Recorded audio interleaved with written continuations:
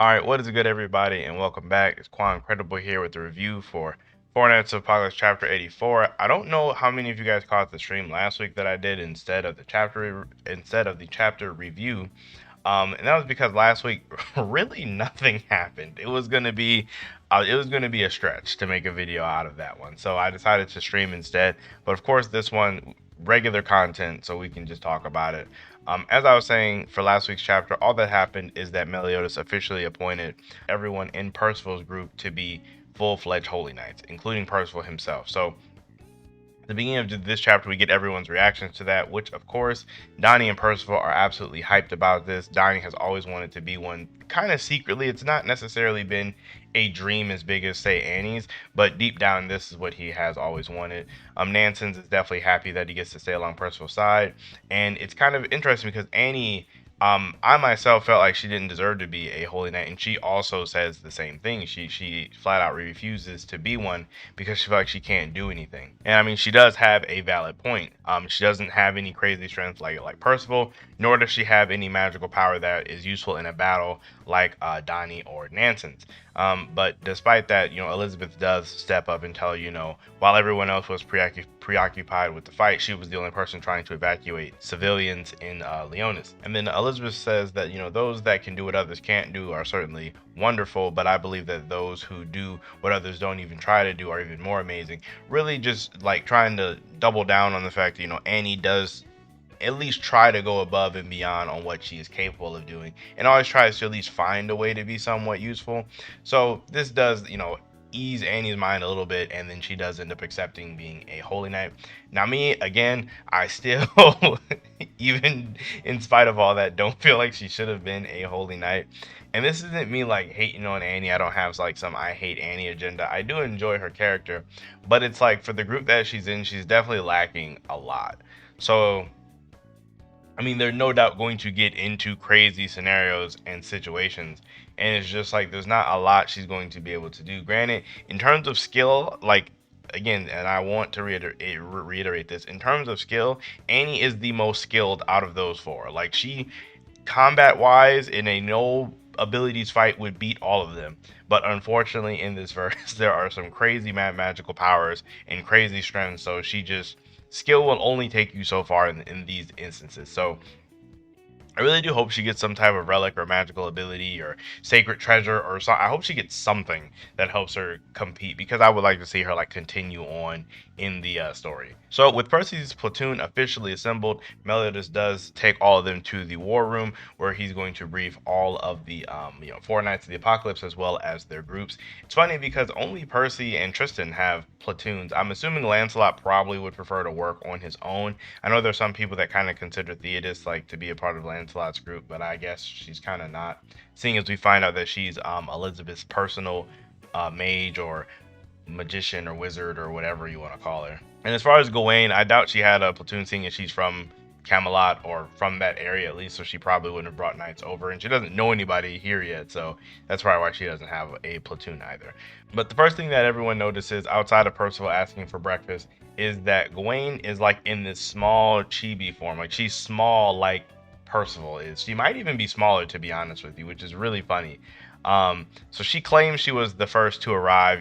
She's still, her personality is still basically the same for for what it's worth. She's still a little boastful and proud. If anything, she might be a little less mean about it, I guess, because when Cheon tries to shoo her off like she's a kid, all she does is set his head on fire, where I feel like if she was really big, she would just try to kill him. So she might be a little bit better than she is now. But one of the more interesting things here is when Theodos arrives, Theodos is able to put the fire out immediately, and it almost kind of like shocks Gawain. So this means, like, I'm assuming Theodos is a really, really powerful mage, because they were going to get her when everyone was trapped in the perfect cube, meaning she has to know absolute cancel or some type of absolute cancel equivalent ability. Another thing I want to say about Theodos before we like move on again is that I know that I myself and other people keep saying that this is the reincarnation of Derriere, but another thing that kind of makes me think that got brought up in this chapter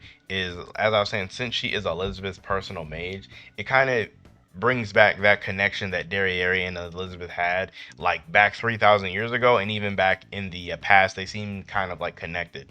So it would almost make a lot of sense that if Derriere was reincarnated, that she would have some type of relationship with Elizabeth. So it's kind of another little thing to like throw in there. However, from here we get Meliodas basically starting to explain everything to them. We get which knight each of them is officially is, because up until now we've kind of been able to speculate, but this is like 100% now. Lancelot is the Knight of War, Gawain's the Knight of Famine, Percy the Knight of Death, and then Tristan being the Knight of Pestilence. Again, we kind of figured this already, but we got it like 100% confirmed. And then we get more context on what it means about them destroying the world. It's not the actual world that we know as like where Britannia is, but it's the world that Arthur is creating, or the world of Camelot that he is creating. So they are basically seen as these to the bad guys. So there's still, as Meliodas said, the hope of Britannia, but to Camelot, they're the ones that are going to destroy everything that they're creating. It's also funny that Lancelot never told Percival this, and Percival is like, I wish you would have told me. And they have this whole little like slightly funny moment about it. And then Annie brings up a good point that Camelot fell 16 years ago, during the Holy War, between the fight with the 7 deadly sins and the demons and all that. So this is when Theodos takes over. She begins to tell them that like Arthur created Camelot within another dimension using the powers of chaos. So it's kind of similar to the fairy realm and the demon realm. And due to how hard it is to infiltrate, they still haven't fully grasped the picture of that world. So it's basically a completely separate plane of existence, just like how those two worlds are. So, and it seems to be much harder to get into, because as we've seen in the Cursed by Light movie, you can kind of infiltrate the demon world by just finding like a portal to it or something and just try to get in there. And then as far as the fairy realm, it does have a set area in Britannia that you can access it, but it does appear that the actual tree, or the fairies themselves, have to allow you to get in. I'm assuming there is a way to break in, because demons have broken in the past. So again, they haven't gone fully into detail of how you get in there, but I'm assuming the fairy tree and the fairies there have some type of leeway on who gets in and who doesn't, to an extent. We also get the reason why they're fighting in the first place, and it is that Arthur's side did start this war first, but Theodos does teleport everybody to kind of show them what's going on, and we get to see the original site of where Camelot used to be. I'm assuming this is where Camelot was, but there are huge just chunks of the area missing, just giant squares of just space taken. And on the last page, we see this is the reality of Camelot, the reason we fight Arthur. And that's kind of it. So the really sucky thing here is there isn't like definitive answers like we are fighting Arthur because of X, Y, and Z. They don't necessarily just come out and say it that abruptly, so we kind of have to assume. Now, if you guys know exactly what's going on, please let me know in the comments, because I'm just going to give what I believe is happening just from seeing it. And I'm assuming for Arthur to create Camelot, I'm assuming he can only create so much out of nothing with where his levels of chaos powers are. So I'm assuming he's taking pieces of the actual world and then changing them and taking them and putting them into the Camelot world to give him more, I guess, matter or space to work with. So he can't just create an entire world out of nothing. He has to take from the quote unquote real world into his world. So that's what I'm assuming is going on. Obviously, this would be an issue if he continues to take until there's nothing left. So that's probably where the big issue here comes in. And that's basically the end of the chapter. So hopefully next week that either gets confirmed or we get more explanation on what's going on with that. I am liking just finally getting a lot of plot progression here after what we got last week.